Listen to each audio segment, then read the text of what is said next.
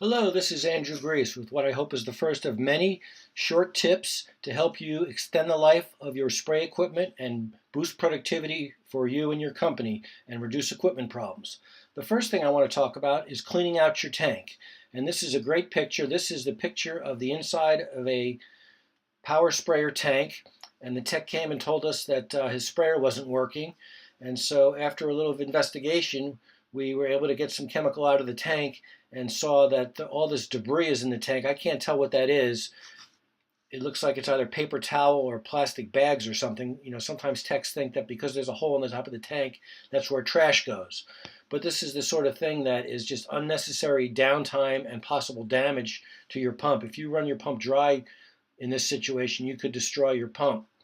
So periodically check your tank, clean it out, run clean water through it.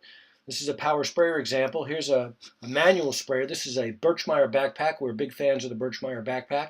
And this shows a Birchmeier backpack, and you can see that white on the bottom of the tank is chemical buildup.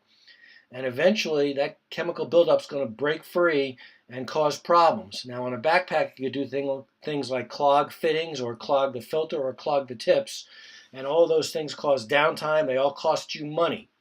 So you don't want to do that. So periodically check your equipment, whether it's power sprayers or backpack sprayers or hand sprayers like B&Gs, and you will avoid lots of problems.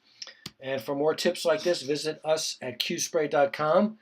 We have a blog, spray equipment blog, that has lots of great tips like this, and we will hope you will please consider us when you need spray equipment.